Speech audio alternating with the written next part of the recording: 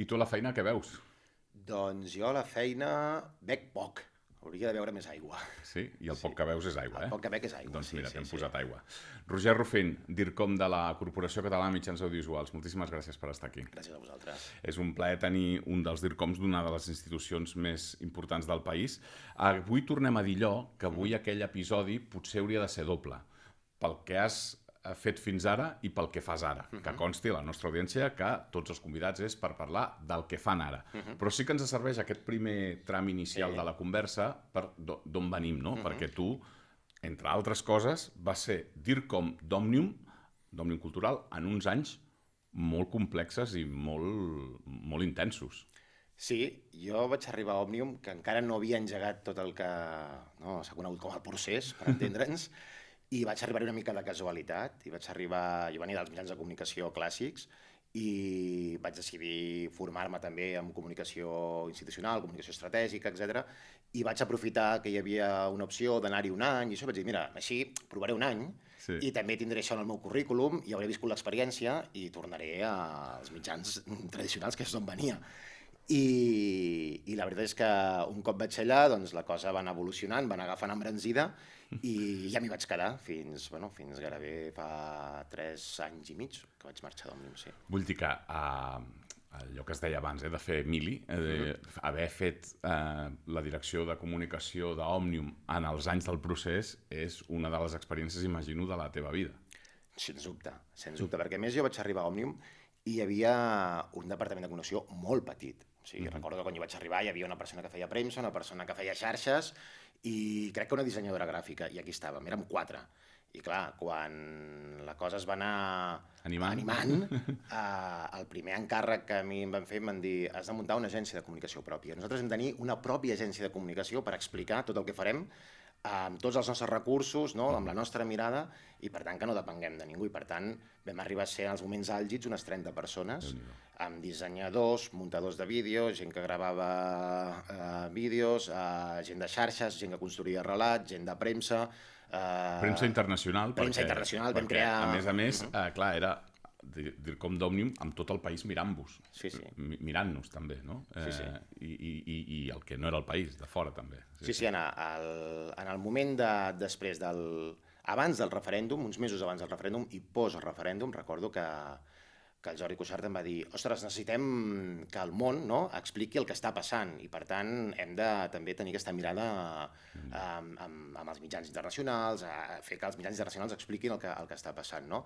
I recordo que li vaig dir, vale, doncs escolta, buscarem una persona per intentar que s'ocupi de... I va dir, no, una persona no. O sigui, necessitem una àrea internacional, necessitem un equip de gent que pugui explicar i fer el que esteu fent vosaltres en clau catalana i estatal arreu del món, no? I sí, vam arribar a tenir, en els moments àlgids, 5 o 6 persones fent només premsa internacional. Abans ho has insinuat, deixa'm aturar-m'hi, que tu venies dels, has dit mitjans tradicionals, és més, tu eres periodista especialitzat en política. Sí. I a més, en ràdio, que has de colar missatges, talls de veu i tot, amb cròniques de 40-50 segons. Sí. Això també m'imagino que muscula. Sí, jo recordo que això té dos vessants, no? D'una banda, havies de ser molt enginyós i molt hàbil, no? Per en un minut que dura una crònica d'un informatiu de ràdio i col·locar 1 o 2 talls de 10-12 segons cada tall, per tant, allò 20 segons de reaccions o de declaracions i el que tu puguis explicar de la crònica i que allò fos el més fonamental i allò que l'oient necessitava saber sí o sí. I a la vegada també hi havia un punt de decebedor a vegades, perquè ves els companys de premsa escrita, no? Que s'hi regalaven, totes les claus. Aquelles cròniques d'una pàgina sencera i tu deies, ostres, jo puc explicar el mateix perquè també ho sé, no? Però clar, tinc només un minut. Aquest pas de periodista a DIRCOM el trobes essencial, necessari, complementari, superflu, perquè no ets, el teu cas no és gens excepcional, el fet d'estar en un mitjà de comunicació i després passar a direcció de comunicació d'alguna entitat. Ho trobes natural, necessari? En el meu cas va ser natural. Jo venia, com dic, d'una etapa de fer de periodista en l'àmbit de política. En el mitjà on estava va haver-hi un canvi també d'orientació del mitjà, vam deixar de ser un mitjà finalista i per tant era un mitjà que donava servei, en aquest cas, a tot l'àmbit local, televisions i ràdios locals. Jo vaig tenir la sensació que cada vegada feia menys de periodista i per tant vaig decidir també obrir aquesta via per explorar doncs, si em podia interessar o no, també a l'àmbit de la política doncs, que m'interessava, m'agradava veure'l també des d'un altre vessant, però pot haver-hi casos en què això no passi i és tan bo com que passi, no veig cap problema. El fet que dirigeixis a la Direcció de Comunicació de la Corporació de Mitjans Audiovisuals, perquè la nostra audiència ho sàpiga, vol dir que ets el DIRCOM de tot l'ENS, que agrupa la televisió i la ràdio pública i mitjans digitals, no ens n'oblidem, però aleshores cada canal té el seu director de comunicació o tu ho aplegues tot? No, la comunicació de la corporació, de 3CAT, està aglutinant en un únic departament que vetllem per tot l'ENS, per tot, sí. Imagino que els continguts que comuniqueu són molt diferents. Novetats a la graella, renovacions de pròximes temporades del que sigui, presumir de dades d'audiència quan van bé, o explicar a vegades com no van bé. Però també sortir al pas de polèmiques, vull dir, és bastant variat. No us deveu avorrir, no? No, avorrir no ens avorrim gens. El que sí que he intentat, que ja ho vaig fer en l'etapa anterior a Òmnium i en un pas que vaig tenir també per la Universitat de Barcelona, entre Òmnium i 3CAT, intentar transformar el que tradicionalment són departaments de comunicació institucional / gabinets de premsa, que és el que clàssicament tenien les organitzacions, un gabinet de premsa que feia notes de premsa dojo, de tot el que realment demandaven els departaments o les àrees de la institució en qüestió, doncs fer aquest salt o aquesta transició cap a departaments de comunicació estratègica. Què vol dir això? Bàsicament, la diferència és que nosaltres deixem de ser reactius i donar resposta a totes aquelles demandes que ens arriben de l'organització i que són lícites, lògiques i que tenen sentit, però deixem de ser reactius i passem a ser proactius. I per tant expliquem allò que dona resposta als objectius que tenim com a organització. Allò que fa que aquells objectius estratègics que tenim a cada organització, en el cas de 3CAT, doncs tot el que, per exemple, és la difusió de la llengua catalana per arribar a tota la societat, per arribar a la població jove infantil, que ha de ser la que ha de mantenir també la llengua en un futur, per arribar a nous públics, tot allò, aquells productes, aquells elements que hi ha que responen bé a aquests objectius estratègics que tenim, són els que nosaltres agafem per fer-ne comunicació i, per tant, fer-ne una difusió i aconseguir que s'entengui no només l'èxit d'aquell producte concret, sinó el que allò suposa per als objectius que tenim com a corporació. I en aquesta línia ens obliga a descartar coses, per tant. Clar. Doncs mira, t'ho pregunto a l'inrevés. Prioritats. De tot això que has anomenat, ara mateix, qui és el que centra els principals esforços en aquesta estratègia de comunicació? Nosaltres estem fent una transformació de la corporació, que és posar els mitjans públics d'aquest país al dia i al nivell de les grans corporacions europees. Per tant, una transformació sobretot en l'àmbit digital, una transformació que ens ha de permetre adaptar-nos als nous hàbits de consum de la ciutadania, perquè avui ja no es consumeix com fa 10 o 15 anys, i per tant, tu pots veure el TN a les 9 de la nit assegut al sofà de casa, però el pots veure a les 10 o a les 11 de la nit després des de la plataforma, des de la tablet, des del teu mòbil fins i tot, o fins i tot pot ser que no t'interessi molt l'actualitat, però aquell tema que ha sigut notícia durant el dia o aquells 3 temes principals que han sigut notícia, doncs els vulguis mirar d'una mirada ràpida, estan a les teves xarxes socials, a Instagram o a Twitter, i per tant fer una mirada ràpida i veure aquells 3 vídeos que t'expliquen el més destacat de l'actualitat. Per tant, nosaltres estem fent tota aquesta transformació de l'organització per posar-la al dia, com et dic, i per tant el nostre dia a dia s'ha centrat en explicar tot allò que contribueix a fer aquesta transformació. Això no vol dir que hi ha vegades que hi ha productes que també demanen, ostres, explica'ns que hem aconseguit això, que hem fet un repte que fins ara no havíem assolit, i ho dimensionem, no té la cobertura, potser que té altre tipus de comunicació, però també ho expliquem, amb una dimensió diferent per això. El dia a dia. El dia a dia, correcte. A tot això, la Corporació Catalana de Mitjans Audiovisuals és un ens públic que té un Consell de Govern que emana del Parlament i les respectives majories. Això també obliga molt a mesurar el que dius i com ho dius? Perquè representes tota aquesta majoria? El Consell de Govern de la corporació marca la visió, marca l'estratègia que ha de seguir la corporació, però després hi ha un equip professional, un equip directiu i una sèrie de capes que van baixant fins a arribar a tots els esglaons de l'organització per portar el dia a dia. Per tant, en el dia a dia el Consell de Govern no està a sobre del que estan fent els diferents equips operatius. És evident que han marcat una visió, aquesta transformació que et dic, que cal fer i que després doncs, va baixant i es va fent. En aquest dia a dia, imagino, tot i que voleu evitar a vegades la qüestió reactiva, però el dia a dia hi és, us truquen els periodistes. Suposo que unes quantes vegades, no a la setmana, sinó al dia.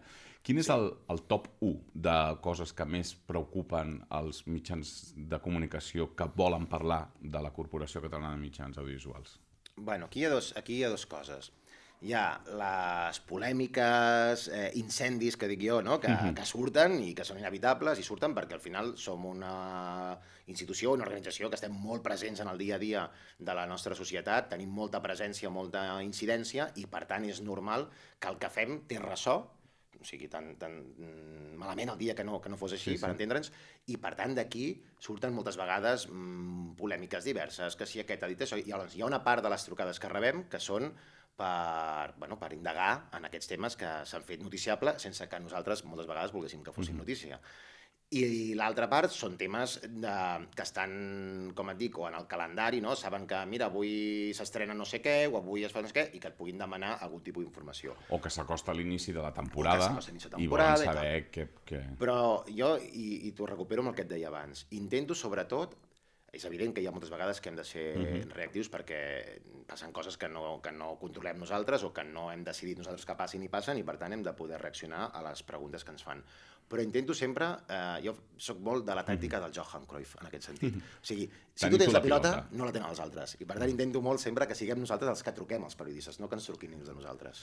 Mira, en aquest punt, Roger, els nostres convidats escolten una gravació que és la fitxa tècnica de l'empresa que representeu, i això és el que ara sentiràs. A veure si estàs d'acord amb el que diem de la Corpo. La Corporació Catalana de Mitjans Audiovisuals és el nom actual que el 1983 va rebre la Corporació Catalana de Ràdio i Televisió, l'ens que es va crear per aplegar TV3 i Catalunya Ràdio. És l'organisme, doncs, que governa els mitjans públics de la Generalitat, essent la televisió i la ràdio els més importants, per bé que des de fa uns anys també incorpora els mitjans digitals. Segons dades de l'última memòria del 2025, la CCMA té 2.500 treballadors, és l'empresa més important del sector audiovisual de Catalunya i el seu màxim òrgan de govern emana del Parlament, que n'escull els seus 7 consellers. D'això és veritat, és mentida? Sempre ens dieu, sí, però voldria afegir o matisar alguna cosa. Endavant. És tot veritat. Jo faria 2 matisos. Quan parles de mitjans digitals o entorn digital, que és veritat, és així, però sí que faria especificaria l'entrada d'una nova plataforma digital, una OTT, que això ens ha posat al nivell de les grans corporacions europees. És un salt qualitatiu molt important que hem fet en els últims 3 anys i que només en 3 anys s'ha convertit en la tercera plataforma més escollida pels catalans després de Netflix i Prime, que són 2 plataformes d'abast global. Per tant, jo crec que la incidència d'aquesta plataforma en els nous hàbits de consum de la nostra ciutadania crec que és important, i s'emmarca en aquesta estratègia digital que tu comentaves, però faria aquesta precisió. I després el tema de la llengua. Jo crec que no s'entén la corporació desvinculada de la importància de la difusió de la llengua catalana com a eina de cohesió d'aquest país. I per tant, quan parlem de la corporació fent una anàlisi o una definició del que és, ha d'entrar sempre la feina o l'eina que nosaltres tenim, el mandat que tenim per promoure la llengua. Bueno, i de fet, juntant les dues coses, les dues apreciacions que has fet, es fa aquesta plataforma també per arribar a uns nous canals de distribució en català, que és una mancança que hi havia. Això em porta a parlar, i ara tens l'oportunitat d'explicar-ho, del famós canvi de nom de TV3. Ara es deixarà de dir TV3, ara es dirà 3Cat. Ho heu explicat manta vegades, però la gent encara es pregunta el per què, si tenia sentit aquest canvi. D'entrada, el que nosaltres estem fent és compatibilitzar. No hem canviat una cosa per l'altra, ni hem canviat una cosa per l'altra. El que hem fet és introduir una nova marca, que és 3Cat, que és la marca paraigua que aglutina tots els nostres continguts, sobretot en un entorn digital on el català té poca presència, on costa de ser reconeixibles i, per tant, tenir una marca paraigua que l'usuari d'aquest entorn digital reconegui com una marca de confiança, una marca que té credibilitat, que té qualitat, com és els mitjans públics de la corporació, necessitàvem aquesta marca paraigua que aglutinés tots els nostres continguts i que ens donés aquesta referència. A partir d'aquí, això no va ni en detriment, ni en contra, ni pretén tapar ni amagar les nostres marques històriques de canal TV3, Catalunya Ràdio, el Super 3, Esport 3, Catalunya Música, ICAT, que són marques que són molt vigents en aquests moments i que, a més, nosaltres considerem que avui estan encara més fortes que fa 3 anys, com es demostra amb els resultats, no?, que està obtenint, per exemple, TV3, que són resultats molt millors avui, encara, que els de fa 3 anys que ja eren bons. Per tant, no tenim cap voluntat d'amagar la marca TV3, al contrari. Són marques que per nosaltres són vigents, són marques molt potents i marques que tenen molta força i que formen part de l'imaginari col·lectiu d'aquest país. O sigui, seria absurd intentar anar en contra d'unes marques que tots ens percebem com a nostres i que tots hem viscut com a nostres. Altra cosa és que haguem generat aquesta marca paraigua per aglutinar tots els nostres continguts, sobretot amb aquesta mirada, dic, d'entorn digital. Per allò dels puristes de la marca, per tant, és una marca sobre marca, no una marca en lloc de marca. Correcte, és així, és així, sí. I pel que dius, a més, amb els primers mesos ja la marca original, per dir-ho així, la marca més antiga, TV3, surt beneficiada de tenir una paramarca, no? El ressò que nosaltres estem tenint ara a l'entorn digital dels nostres continguts s'ha multiplicat per 8 des de que tenim aquesta marca paraigua. Això és una dada objectiva i comprovable. Vull dir que, per tant, aquí se n'està beneficiant tant TV3 com la resta de marques que he anomenat abans.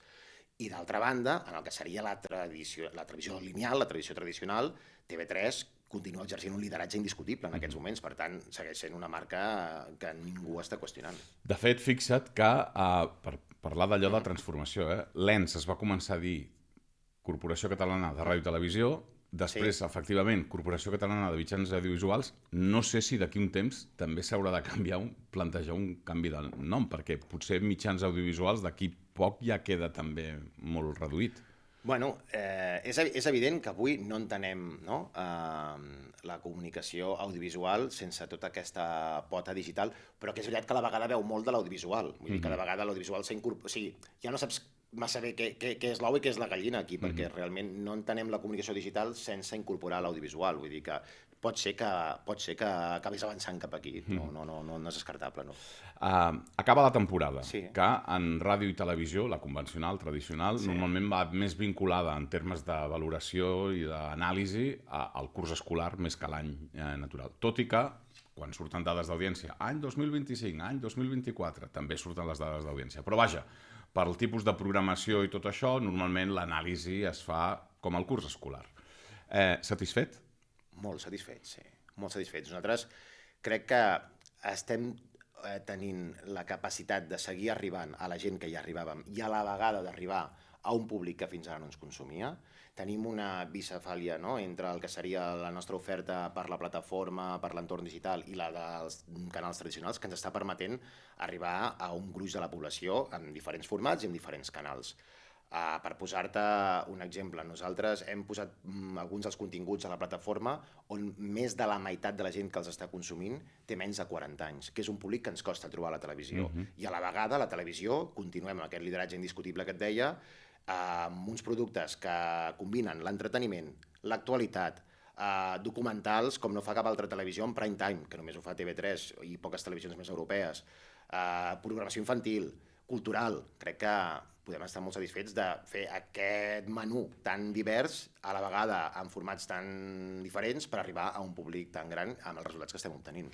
Així les coses, amb tota la feina que feu i tot això que feu, quins tòpics no porteu bé per mentida sobre la Corpo? O quines qüestions s'us diuen que això és injust? És a dir, tu et pot agradar una cosa, no et pot agradar, però s'és injust amb aquesta valoració. Quin és el top 1, aquí també t'ho demano, de coses que no són ben bé veritat? A mi el que no m'agrada, perquè és una dels mantres que ja havia sentit abans de ser-hi i ara que hi soc he comprovat que no és així, és quan es parla de que són uns funcionaris, viuen molt bé, són uns ganduls, no fan res. Hi ha aquesta idea dels mitjans públics, estan com els treballadors i treballadores estan com molt cuidats. Jo crec que és veritat que les condicions dels mitjans públics, a diferència de la resta del sector, són unes molt bones condicions i crec que això s'ha de dir, s'ha de posar en valor. I crec que també està bé que sigui així, perquè al final hem de preservar que hi hagi uns mitjans públics de qualitat i, per tant, que els professionals s'hi puguin dedicar, però a la vegada gent que treballa moltíssim i que s'hi dedica moltíssim, i crec que això també s'ha de posar en valor. quan veiem els productes que veiem, com un 30 minuts, com un informatiu, com un documental, no és gratuït. Això no es fa en 2 dies ni es fa per la improvisació que algú passava per allà. Per tant, crec que la qualitat dels productes, sobretot que són cuore de la casa, la part informativa vinculada a informatius, a documentals, tant a la ràdio com a la televisió, crec que són d'una qualitat que no es fa si no t'hi dediques molt. Quan, a més, des de l'òptica laboral, estrictament laboral, això que deies de les condicions, clar, no es tracta de precaritzar uns treballadors que han aconseguit una feina qualificada, sinó que seria qualificar aquell sector, que normalment és el privat, que no té la qualificació i precaritza els seus treballadors. Correcte. Sense posar noms. Correcte. Jo crec que al final, o sigui, si el que volem és que hi hagi un bon periodisme en aquest país, que crec que és essencial i supernecessari, doncs la professió ha de poder ser una professió ben remunerada, una professió cuidada, i que la gent que surt de les facultats o que està pensant que potser d'aquí uns anys estudiarà periodisme hi vegi una sortida professional. Si la sortida és una sortida excessivament precària i excessivament delicada, doncs cada vegada n'hi haurà menys de periodistes i no ens ho podem permetre. De fet, rebeu comentaris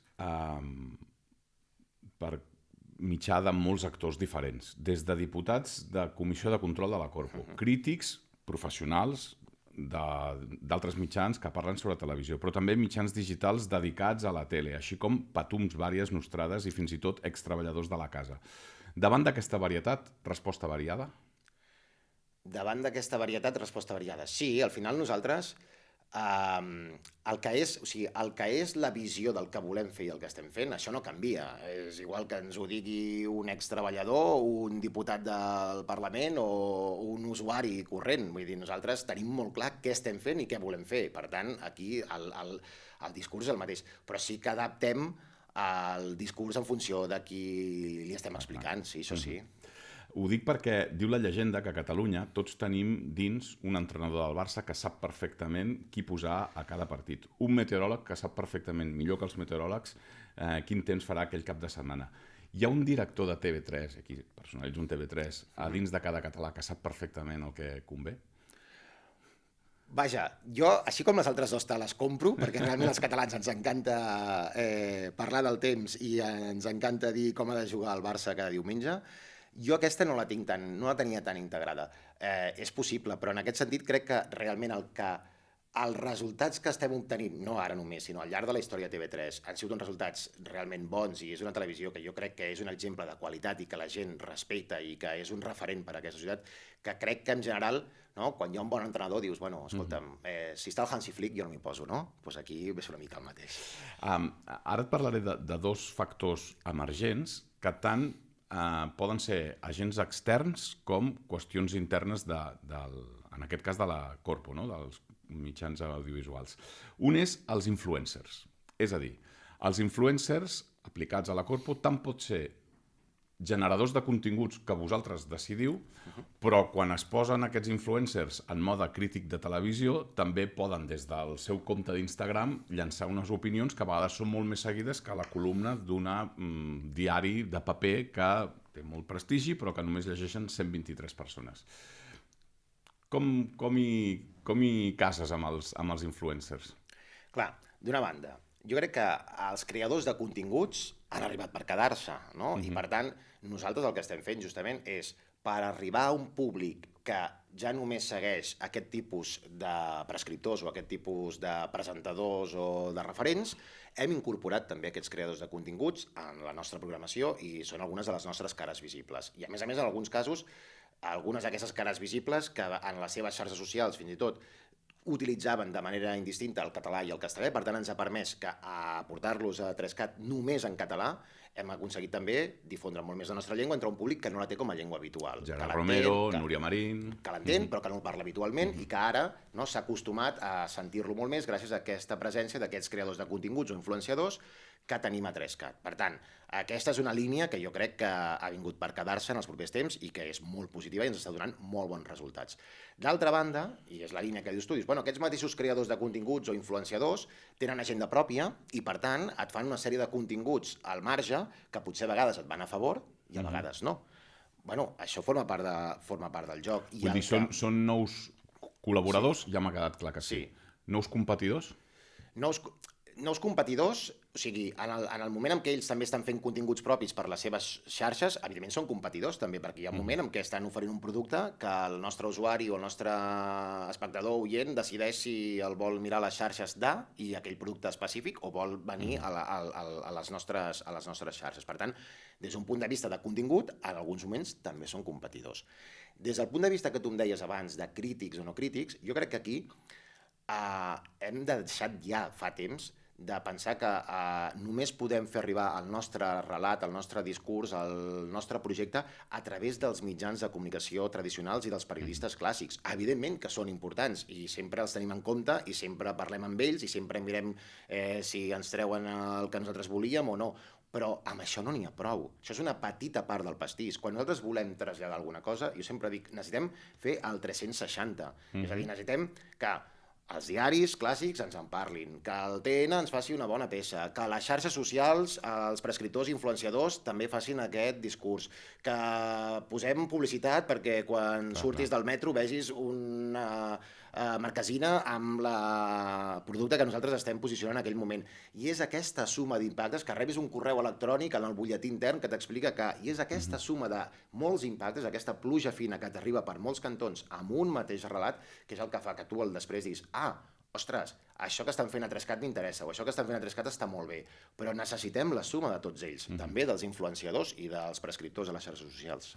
Això també t'ho podria extendre amb TikTok, per exemple. TikTok és minuts que us manlleven d'estar mirant la tele, però TikTok també és un canal de difusió de primera magnitud on a través dels continguts la gent que habitualment no veuria TV3 clàssic, doncs a través de TikTok veu continguts de la corporació. Clar, això també és un altre element que ens estem trobant i que ens hi hem d'acostumar i que no és dolent, que al final és, i que ens porta a fer una reflexió sobre les audiències. Clar. Que és, nosaltres cada matí ens llevem, no?, amb les dades de Kantar Media, no?, que et diuen, escolta, tanta gent ha vist tal programa a TV3 a tal hora, no?, o trimestralment a l'IGM de la ràdio que diu tants oients que té Catalunya Ràdio, d'acord? Però és que les audiències estan superant això, perquè nosaltres tenim audiències al minut de la gent que es connecta a la nostra plataforma, quin temps ha consumit aquell producte, fins i tot podem saber quin usuari és, amb les dades que ens ha donat, no?, quina edat té, d'on és, tenim molta informació, i amb les xarxes socials passa exactament el mateix. Per tant, nosaltres cada vegada estem tenint molts més impactes, en molts més llocs, alguns pels nostres canals, altres a d'altres canals. Nosaltres tenim alguns dels podcasts que més èxit tenen a casa nostra que estan triomfant a Spotify, que és una plataforma que, evidentment, no és nostra, però la gent els està escoltant allà. I, per tant, aquesta audiència de qui és? És de Spotify o és de 3CAT? El que és evident que el que estan fent és escoltar un producte de qualitat, en català, pensat, no?, produït amb la marca... Amb la marca nostra, no? I, per tant, jo crec que al final ens hem d'acostumar que els nostres productes es consumeixen per canals molt diversos, en moments molt diversos, en formats diversos, i no sempre aquests canals són nostres. L'altre actor es diu intel·ligència artificial. Sí. No sé com l'esteu incorporant, no sé si, per exemple, recordo que fa un temps per elaborar documentals es prohibia específicament l'ús d'intel·ligència artificial. Ara crec que això s'ha relaxat perquè mentre ho facis de manera fidedigna i honesta, per entendre'ns, sí que es pot fer, perquè algunes recreacions històriques, per exemple, o la fas amb intel·ligència artificial o no la fas. Com està entrant tot aquest món? Nosaltres estem introduint la intel·ligència artificial, mica en mica cada vegada té més presència. Tenim un ens que gestiona tot el que és la intel·ligència artificial a casa nostra i, per tant, que està al dia de totes les novetats, que va mirant com la incorporem en les diferents àrees. És que són àrees, clar, molt diferents. No és el mateix incorporar-la a informatius que incorporar-la a tecnologia, per entendre'ns, no? Són àrees molt diverses i en cada cas mirem què ens pot aportar o què no ens pot aportar. Estem gradualment entrant a la intel·ligència artificial i el que sí que tenim molt clar és que allò que no faríem sense la intel·ligència artificial, perquè no és ètic, perquè no és periodístic, perquè no és responsable, no ho farem amb la intel·ligència artificial. Això sí que ho tenim molt clar. En aquest punt ja quasi final de la conversa parlem d'una sèrie de tòpics. Un d'ells és la comunicació de crisi. tu en deus haver gestionat unes quantes de crisis. I en aquest punt sempre us convidem a que si vols posar noms i cognoms, perfecte, però si no, explica'ns el perfil d'alguna història, d'algun moment de crisi comunicativa del que hagis tingut un aprenentatge i dir, mira, en positiu o en negatiu, és a dir, va passar una cosa, la vaig gestionar d'aquesta manera i crec que la vam gestionar bé. O, al revés, vam gestionar una cosa, no ens va sortir gaire bé, però d'allò ja n'he après que mai més tornaré a fer això. La que desitgis. A veure, deixa'm que hi pensi. Jo també acostumo a relativitzar les crisis, que d'entrada... Doncs això és un primer aprenentatge, Roger. Semblen com que s'enfonsa el món i després no sempre... I després de dimecres ve dijous. I després de dimecres ve dijous, val? I per tant també és comprovar, sobretot en l'època, ara no tant, però en l'època de quan Twitter estava tan en la cúspide i tot passava per Twitter, allà era molt normal que s'incendiessin debats, no? I que per tant a partir d'aquí semblava que, ostres, parava el món i no sempre es para el món. Jo, una de les coses que he pres amb les crisis que hem tingut és que sempre és millor anar per davant que no darrere, sempre. Jo sóc molt partidari de ser molt proactiu i actuar el més ràpid possible quan detectes que allò s'està escampant i que se t'anirà de les mans. No serveix de res posar-te de perfil, fer veure que no està passant i tapar-ho. I després, sempre, o sigui, anar amb la veritat. O sigui, no dir la veritat no porta enlloc, perquè t'acabaran trobant l'escletxa on, escolta'm, o sigui, no vol dir que hagis de donar tots els detalls de tot, perquè hi ha coses que potser no cal explicar-les, evidentment, però no menteixis perquè t'acabaran enganxant segur i serà molt pitjor. A partir d'aquí, crisis comunicatives, no ho sé, és que n'havíem tingut tantes. A l'època d'Òmnium n'havíem tingut moltes, a l'època de la Universitat de Barcelona em va sorprendre perquè jo em pensava que anava a un lloc tranquil i també en vam tenir, i aquí a Trescat també n'he tingut algunes.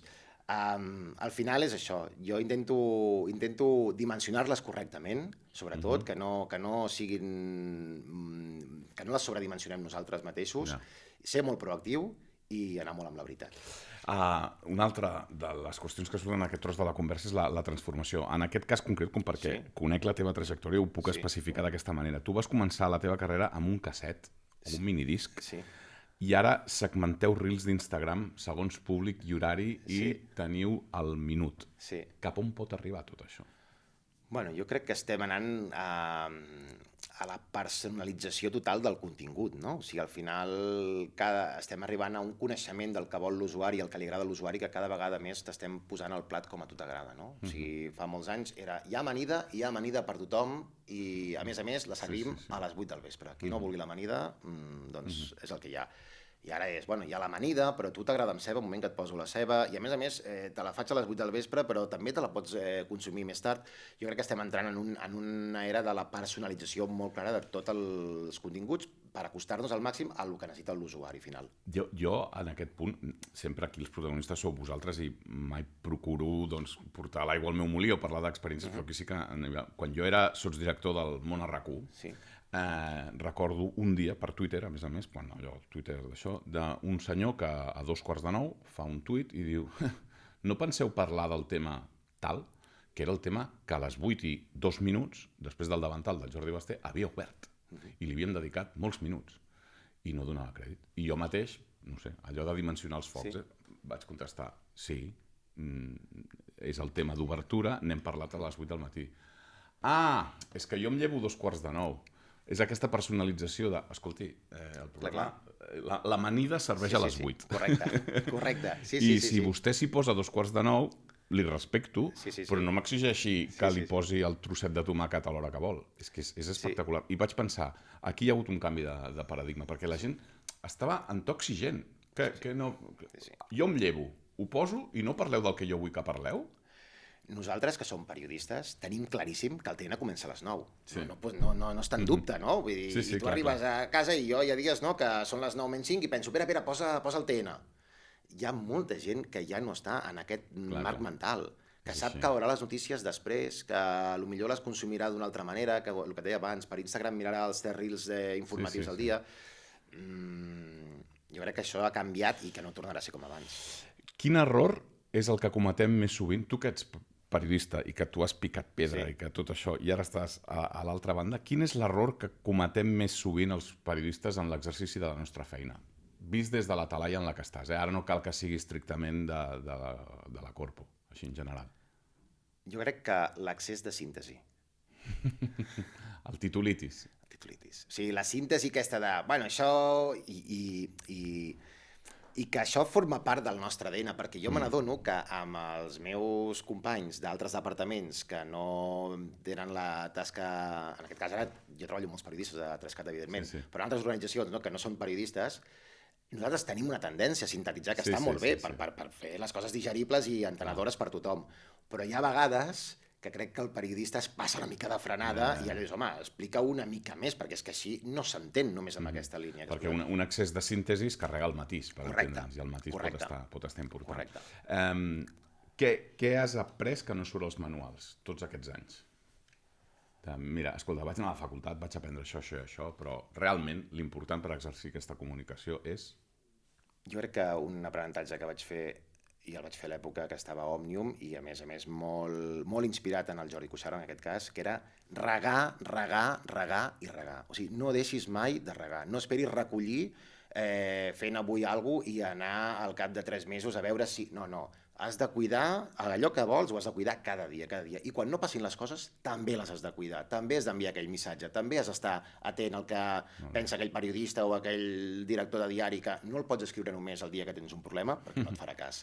Regar i regar. I acabem amb consells ràpids per col·lectius concrets, sense posar noms, però que serveixin com a element de consell, no? Quin consell li donaries a la pròxima estrella del prime time de TV3 que està a punt de fitxar? Que sigui autèntic. Un consell que li donaries a un periodista d'un mitjà de comunicació, però ell està especialitzat en televisió? Bueno, que sobretot que consumeixi molta tele, o sigui, que generi la seva pròpia opinió també a través de ser espectador de tele. Actiu. Un consell, pel dia que tu pleguis, vindrà un substitut. Aquests li fem a tots. Un consell pel futur DIRCOM de la Corporació Catalana de Mitjans Audiovisuals. Sobretot, paciència i que aprengui a fer molts equilibris, perquè s'ha de fer molts equilibris. I abans has fet una insinuació, i aquí amb això acabem, un consell per a un jove o una jove que surt de la facultat de Periodisme o Comunicació amb aquella alegria, aquella il·lusió, però amb aquella incertesa. Què li dius, Roger? Home, jo li diria que en un moment creixent de fake news, de populismes que disparen contra el periodista i contra els mitjans de comunicació tradicionals, no? Com si no tinguéssim o sigui, com si estiguéssim fent el joc sempre al poder i no estiguéssim fent la tasca que ens toca fer d'informar, no? Crec que li diria que és més necessari que mai que hi hagi periodistes de veritat, perquè hi ha una tendència a desvirtuar i a menystenir la professió periodística i no ens ho podem permetre. Doncs amb aquest pensament ens quedem. Roger Rufín, DIRCOM de la Corporació Catalana de Mitjans Audiovisuals. Moltíssimes gràcies i ha estat un plaer tenir-te aquí a Vasos Comunicants. Gràcies a vosaltres. Molt bé.